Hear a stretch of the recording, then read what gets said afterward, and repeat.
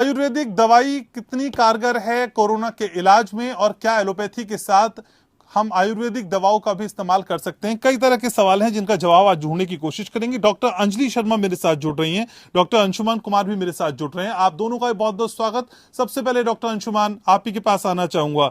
Sir, corona पर हो रही जो गैर जिम्मेदारा बयानबाजी है, इसको लेकर डॉक्टर्स क्या सोचते हैं? एलोपैथी को लेकर जो कुछ कहा गया उसके बाद डॉक्टर्स में किस तरह का रिएक्शन है सर? क्लियर कर देते हैं कि गैर जिम्मेदाराना बयान जो रामदेव ने किया है, जिसको आप लोग बाबा रामदेव बुलाते हैं, मैं व्यक्तिगत तौर पे बाबा नहीं बोलना चाहता हूँ। बाबा पिताजी के पिताजी को या तो बोलते हैं या बहुत जिनके लिए इज्जत होती है मन में उनको बोलते हैं। तो रामदेव ने जो गैर जिम्मेदाराना बयानबाजी की है वो उससे एक्सपेक्टेड है, क्योंकि कोई भी बिजनेस जब करने जाता है तो कुछ ना कुछ इस तरह से टिप्पणबाजी निकालता है। एलोपैथ देखिए, अगर भारत की जनसंख्या देखिएगा तो आज भी 90% लोगों को अगर कोई तकलीफ होती है तो एलोपैथ डॉक्टर के पास जाता है। तो 5% में बहुत सारी इस तरह की बिजनेसबाजी चल रही है, उसके लिए हम लोग ज्यादा नहीं सोचेंगे। दूसरा कि ये इंटाइटल ही नहीं है जिसके बारे में एलोपैथ का डॉक्टर बैठ के उसके लिए डिबेट करे। क्यों? क्योंकि डॉक्टर बनने के लिए नीट की परीक्षा पास करके बीएएमएस मतलब आयुर्वेद का डॉक्टर अगर बनना है या एमबीबीएस में ज्वाइन करना होता है, तब हमारे बराबरी के दर्जे का कोई होगा, तब उसके लिए कोई बात कर सकते हैं। जहां तक दूसरा कंफ्यूजन है कि आयुर्वेद वर्सेस बाबा रामदेव, तो रामदेव इसका प्रतिनिधित्व तो कर ही नहीं सकता आयुर्वेद का, क्योंकि अब बीएमएस नहीं है क्वालिफाइड डॉक्टर की। जहां हम साइंटिफिक टेम्पर, हमारा संविधान ही कहता है साइंटिफिक टेम्पर डेवलप करो। हमारे देश में आयुर्वेद के क्वालिफाइड डॉक्टर लाखों की संख्या में है। वो आके आयुर्वेद के बारे में बताएं, उनकी बात सुनने को हर एलोपैथ का डॉक्टर तैयार हुआ कि हम एमबीबीएस लिंक में जाते हैं, वो लोग 12th के बाद बीएमएस में जाते हैं। लेकिन किसी भी पोंगल पंडित की बात कोई भी डॉक्टर सुनने को तैयार नहीं है, इसलिए मैं उसको डिबेट के लायक भी नहीं मानता हूं। उसके ऊपर मैं फिर चर्चा भी करूं। ठीक है सर, ये बात डिबेट की ना हो, आप इस पे खास रिएक्ट ना करना चाहें, लेकिन डॉक्टर अंजलि, असल में जो पेशेंट्स हैं, जो इलाज करा रहे हैं, उनके मन मस्तिष्क पे इस तरह की स्टेटमेंट्स कितनी प्रभावशाली होती हैं, कितनी असर डालती हैं मैम? देखिए, ये सब चीजें बहुत ज्यादा प्रभावशाली होती है। देखिए, हर तरह का इलाज है। हम जैसे कि आप जानते हैं, मैं प्राकृतिक चिकित्सा योग करते हैं, तो हर सदस्य की अपनी लेवल है करने की। एक अपनी बॉडी का रिस्पॉन्स देखते हुए आपको अपनी प्रणाली चूज करनी है। आपको ये देखना है कि आपका इम्यूनिटी बिल्डअप कितना है। तो क्या आप घर पे बैठे बिना दवाइयों के इलाज करा सकते हैं? देखिए, कोरोना जो है पूरी दुनिया इस पे सिर्फ रिसर्च, ये बहुत नई बीमारी है ना। तो इस पे कोई भी क्लेम नहीं कर सकता कि ये हम कह सकते हैं ये निर्धारित है कि ऐसी चीज होगा। सारे डॉक्टर, चाहे वो नेचुरोपैथी हो, चाहे वो आयुर्वेदिक हो, चाहे वो एलोपैथिक हो, हम सब अपनी अपनी कार्यालय में कोशिश करते हैं, नई नई चीजों को आजमा रहे हैं, जो काम कर रही है, जो किसी भी चीज का काम करना आपकी बॉडी के रिस्पॉन्स पर डिपेंड है। तो वो चीजें भी हमको ध्यान में रखनी है। एंड प्लीज, हम जो भी चीजें फॉलो करें, हम क्वालिफाइड डॉक्टर फॉलो करें। जहाँ तक आयुष का जो होम्योपैथी गाइडलाइंस है, वो आयुष, हम समय समय गाइडलाइंस निकाल रहे हैं। हर प्रणाली अपने से इलाज कर रही है, पर हमें ये जानना बहुत, सिर्फ क्वालिफाइड डॉक्टर, हम तो केमिस्ट भी आजकल आप देने लग गए। आपको कोविड है, ये लीजिए। तो हमें ये ध्यान रखना है कि इसका जांच सिर्फ और हमारे शरीर चीजें हैं जिनको समझने की यहाँ पे जरूरत दिखाई देती है। ठीक है मैम, आप मेरे साथ रहिए। डॉक्टर अंशुमान मेरे साथ बने हुए हैं। डॉक्टर अंशुमान, असल में जिस बयानबाजी की, जिस तरह की स्टेटमेंट की हम बात कर रहे हैं, आपको नहीं लगता ये वैज्ञानिक पद्धति की, असल में वैज्ञानिक चिकित्सा की छवि बिगाड़ने जैसा भी है? डैमेज कंट्रोल भी हो, डैमेज किया जा रहा है, डेंट मारा जा रहा है। जी घनश्याम जी, देखिए, पहले मैंने कहा कि हमारा संविधान भी आर्टिकल 51A सेक्शन H कहता है साइंटिफिक टेम्पर डेवलप करो। भारत के नागरिक को साइंटिफिक टेम्पर रखना चाहिए। और ये medical science ever evolving science है। मेडिकल साइंस जब भी मैं कहता हूं तो मेरा मतलब है कि हिंदुस्तान में प्रैक्टिस की हुई चिकित्सा से सारी विधाएं जितनी मिली हैं, जिसमें एलोपैथ, होम्योपैथ, आयुर्वेद, यूनानी, सिद्धा, जो भी प्रैक्टिस में है, medical science ever evolving science है, जो हर समय ये चाहता है कि कैसे किसी बीमार को ठीक कर दें और स्वस्थ को स्वस्थ रखें। स्वस्थ स्वस्थ रक्षणम, यही हमारी विधाओं का है। और जैसे मैं एलोपैथ का डॉक्टर हूं, लेकिन हिपोक्रेट जो मॉडर्न मेडिसिन का फादर ऑफ मॉडर्न मेडिसिन माना, मैं उसका वंशज अपने को ना मान के मुझे गर्व होता है कहने में कि भारत के धन्वंतरी, चरक, सुश्रुत जो पहले रहे वेद आयुर्वेद के चिकित्सक, मैं उनका वंशज हूं। तो हम तो हर समय चाहते हैं बीमारी का इलाज करना जितनी विधाओं को मिला है, लेकिन साइंटिफिक तरीके से। उसमें बहुत बड़ा टेंट मारा जा रहा है कि विश्वासी उठा दीजिए। और दूसरा क्या है कि फॉलोअर बनाना है। पहले इसने फॉलोअर बनाया रामदेव ने, फॉलोअर बनाने के बाद इसने अपना सामान बेचना चालू किया। आपको याद होगा 25 साल पहले घनश्याम जी, नाखून रगड़ने से बाल काले हो जाएंगे ऐसे बनाया, तो लोगों को लगा कि इसमें कौन सी ऐसी बात है भाई, इस तरह से इमोशनल पहले किया। करने के बाद धीरे धीरे अपना व्यापार का सामान बेचना चालू किया। अफसोस ये लगता है कि देश में जो क्वालिफाइड एलोपैथ आयुर्वेद के डॉक्टर हैं, उनको आगे आना चाहिए, उनको बताना चाहिए कि सच्चा आयुर्वेद ये है, जो नुस्खे बताए जा रहे हैं, नीली पीली बोतलें बेची जा रही, वो आयुर्वेद नहीं है। तो इससे बहुत बड़ा साइंटिफिक टेम्पर पड़ता है। होता क्या है, जैसे इसकी दवा मैं बताता हूँ, कोरोना जब भी की तो लोगों ने कोरोना खाई और सोचा कि इसने कहा था कि कोरोना खाने से कोरोना नहीं होगा। बेचारों को कोरोना हुआ, एचपीओ तो डाउन हो गया, घर पे उनका इंतकाल हो गया। ये सोचिए कितना बड़ा भ्रमित करने वाला है। एक मास मर्डर की प्रक्रिया चल रही है, साइंटिफिक टेस्ट तो कर ही रहा है, मास मर्डर भी चल रहा है, लेकिन लोग चुप बैठे हैं। अब इसमें क्या किया जाएगी? ये तो बहुत बड़ा टेंट है देश के ऊपर। जी बिल्कुल ठीक है। डॉक्टर अंजलि भी हमारे साथ है। डॉक्टर अंजलि, साध्वी प्रज्ञा ठाकुर का ये कहना है कि असल में गौमूत्र लीजिए, उसका अर्क लीजिए, आपके फेफड़ों को नुकसान नहीं होगा और कोरोना में कम से कम ये आपके लिए फायदेमंद होगा। आज के इस संकट के दौर में जब कोरोना लगातार बढ़ता जा रहा है, इस तरह की बयानबाजी कितनी प्रासंगिक है, कितनी रेलेवेंट दिखाई देती है मैम? ये बिल्कुल भी रेलेवेंट नहीं है। देखिए, जैसे मैंने पहले भी यही चीज बताई कि कोरोना जो हमारे यहाँ से अभी हम सब पूरी साइंटिफिक टीम, चाहे वो एलोपैथी हो, होम्योपैथी हो, आयुर्वेदा हो, कोई भी सिस्टम हो, हम सबके लिए ये नहीं है। अब कौन सी एक ऐसी कोई एकमात्र दवा नहीं है जो काम आ रही है, ठीक है? तो एलोपैथी ले तब भी कॉम्प्लिकेशंस आ रहे हैं, हम नेचुरोपैथी हम लोग भी ट्रीट कर रहे हैं घर पे बिना दवाइयों के, तब भी कॉम्प्लिकेशंस आ रहे हैं, पर लोग ठीक भी हो रहे हैं। तो ये कोई भी है जो काम करते हैं। ये नया वायरस ने हमको ये चीज सिखाई है कि हमको दवाइयों को साथ में लेते हुए करना है, जितना जरूरी उसका सपोर्ट चाहिए। जैसे हमें डिहाइड्रेशन हो रहा है या हार्ट कॉम्प्लिकेशन हो रही है, योग से हम अपनी इम्यूनिटी बनाएं, हम अपनी लंग्स कैपेसिटी बनाएं। तो इस वक्त हमें सारी प्रणालियों को साथ में चलना है, बट जैसे मैंने पहले कहा कि हमें साइंटिफिक टीम्स को ही फॉलो करना है। तो इन सब सिस्टम्स के लिए आयुष अपनी गाइडलाइंस बार बार दे रही है। आयुष है, अगर आप दवाई नहीं लेना चाहते हैं तो। और एलोपैथी में भी आपकी हेल्थ गाइडलाइंस है जो ICMR, IMA, WHO बार बार दे रहा है। तो हम please WhatsApp doctor, Baba doctors और इन सब डॉक्टर्स को ना फॉलो करके, हमको बहुत जरूरी है कि हम सिर्फ साइंटिफिक टीम्स को ही फॉलो करें। आयुष्मान भी बोल रहे हैं और मैं भी बोल रहा हूँ, हम बार बार यही बोल रहे हैं, आप प्लीज क्वालिफाइड डॉक्टर्स को ढूंढिए, क्वालिफाइड लोगों को ढूंढिए जो इस पे काम कर रहे हैं, जो साइंटिफिक टीम्स को हैंड इन हैंड चल रहे हैं। Science of the body, science of virus, ये भी जानना बहुत जरूरी है, ठीक है? ये कोई आम वायरस नहीं है, ये हमारे पूरी कम्युनिटी में ये पहली बार ऐसा कोई वायरस आया है।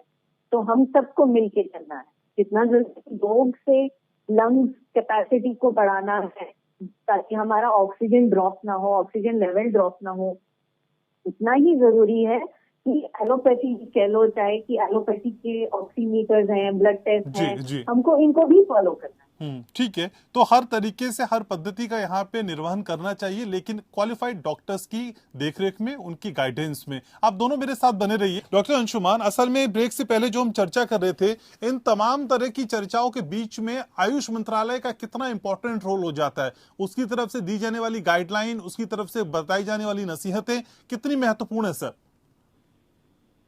बहुत अच्छा सवाल किया घनश्याम जी। देखिए, अब लोगों को लगता होगा कि अगर सब कुछ गलत हो रहा है तो मंत्रालय, एजेंसी किस लिए बनाई जाती है। सरकार लोग जो समझते हैं ना, कोई प्रधानमंत्री, प्रेसिडेंट या मुख्यमंत्री सरकार नहीं होता है। सरकार के पीछे पूरा एजेंसी काम कर रही होती है, सिस्टम काम कर रहा होता है। मंत्रालय होती है, मिनिस्ट्री होती है, ICMR है, मिनिस्ट्री ऑफ हेल्थ है। इन सब का काम क्या होता है? स्टैंडर्डाइजेशन ऑफ द प्रोटोकॉल, कि कोई भी चीज स्वास्थ्य से संबंधित हो। और drug and cosmetic act Bharat का जो बना हुआ है 1940 का, उसमें लिखा गया है कि कोई भी चीज, कोई भी पदार्थ का इस्तेमाल एक्सटर्नल, इंटरनल यूज के लिए अगर इस्तेमाल किया जाता है किसी बीमारी को रोकने में, क्योर करने में या पैलिएट करने में, मतलब उसके लक्षण को कम करने में, तो वो ड्रग एंड कॉस्मेटिक एक्ट के अंदर कवर हो रहा है। और ये अगर इस तरह से चल रहा है तो ये गैर कानूनी, गैर संवैधानिक है। आयुष मंत्रालय हो गया, ICMR हो गया और स्वास्थ्य मंत्रालय, इन सबके ढीलापन के कारण ही हालत ये है। चाहे तो एलोपैथिक पे भी जो सवाल उठे कि किन किन चीजों का बेवजह बहुत लंबे समय तक इस्तेमाल हुआ, उसके साइड इफेक्ट हुए, या इस तरह गौमूत्र की जो बात आपने पूछी, इन सब पे अगर मंत्रालय, अगर एजेंसी स्ट्रांग हो तो इस तरह की बयानबाजी नहीं होगी। लेकिन आप सोच रहे होंगे फिर ऐसा क्यों हो रहा है, क्यों इन एजेंसी ने कुछ किया नहीं। ब्रिटिश टाइम की बात है, जब स्मॉल पॉक्स और चिकन पॉक्स जैसी बीमारियां फैलती, पॉक्स जिसको चेचक कहते हैं, तो ब्रिटिश एम्पायर ने सोचा कि ये लोग माता जी कह के बुलाते हैं इस बीमारी को और मानते हैं किसी दैविक कारण के कारण ये बीमारी हो रही है, तो इनको इसी में गुमराह रहने दो। इनको अगर अवगत करा दोगे, जागरूक कर दोगे, तो ये इलाज मांगेंगे। तो आज भी यही हो रहा है कि अगर आपको जागरूक करा दिया गया, एजेंसी टाइटली काम करने लगी, तो आपको ऑक्सीजन, स्वास्थ्य व्यवस्थाएं मुहैया करानी पड़ेगी, PHC पे भी पैरासिटामोल की गोली मुहैया करानी पड़ेगी। तो ये ना कराना पड़े, इसलिए बाबाओं को, साध्वी को, योगी को भेज दिया गया। और आपको दूसरी बात बता दूं, ये कितना डैमेज कर रहा है आयुर्वेद का और योग का, सनातन का। महर्षि पतंजलि, हजारों साल पहले उनसे पूछा गया था योग क्या है, उन्होंने कहा था योग चित्त वृत्ति निरोध, चित्त की वृत्तियों का सदैव के लिए रुक जाना ही योग है। अब रामदेव दिल्ली में, आपको याद होगा, प्रोटेस्ट करने से मैं भागा था सलवार सूट पहन के, तो इसकी चित्त की वृत्तियां नहीं रुकी है। तो योगी तो हुआ नहीं, तो योग भी नहीं है। ये योग प्रचारक, योगासन प्रचारक हो सकता है। अदरवाइज पतंजलि ने कहा था अष्टांग योग, 8 अंग है योग के, वो भी गलत है। इन सब पे बाबा काउंसिल ऑफ इंडिया बन गया, जैसे हम लोग का मेडिकल काउंसिल ऑफ इंडिया था, आयुर्वेद का काउंसिल है, सबका काउंसिल होता है, बाबा काउंसिल ऑफ इंडिया बन जाए। इनको कंट्रोल करे कोई बाबा, और वो भी रेगुलेट करे कि कैसे काम करेगा बाबा। अदरवाइज आए दिन बाबा आता है, जेल में जाता है, फिर बेचारे गुमराह होते हैं, पब्लिक, इसमें कितनी पब्लिक जाने गंवा देती है, और ये बैठ के कुछ बाबा बोल के चले जाते हैं। ये बंद करना पड़ेगा। ठीक है, लेकिन डॉक्टर अंजलि, असल में आयुर्वेद की कोरोना दवाई कितनी प्रभावशाली है, इसको किस कसौटी पे परखा जा रहा है? आपका एक्सपीरियंस क्या कहता है मैम? देखिए, जैसे मैंने पहले भी कहा, प्रभावशाली इस वक्त काफी चीजें प्रभावशाली भी आ रही हैं और काफी चीजें प्रभाव नहीं कर पा रही हैं। तो आयुर्वेदिक मेडिसिन ने पहले भी प्रूव किया है अपना कंपैटिबिलिटी, बोल लीजिए, अपना प्रूव किया है कि वो इलाज करते हैं। पर ये बहुत नया वायरस है, और चाहे हम नेचुरोपैथी की चीजें भी हैं। देखिए, एक चीज हमको जरूर समझनी होगी कि नेचुरोपैथी, आयुर्वेद, होम्योपैथी, ये एक प्रोसेस होता है, ये एक लाइफस्टाइल का प्रोसेस है। ये आपको धीरे धीरे अपनी बॉडी, अपनी लाइफस्टाइल में लाना है। तो आपको 2-3 महीने चाहिए अपनी अंदर की इनेट इम्यूनिटी, जिसे हम कहते हैं, इसको बिल्डअप करते हैं, जो अब आप वैक्सीनेशन से करने की कोशिश कर रहे हैं। तो ये चीज को बिल्डअप करने के लिए प्रोसेस होता है, हमें 3-4 महीने का प्रोसेस फॉलो करना है, जहाँ पे आप अपनी बॉडी की इम्यूनिटी को बिल्डअप करते हैं।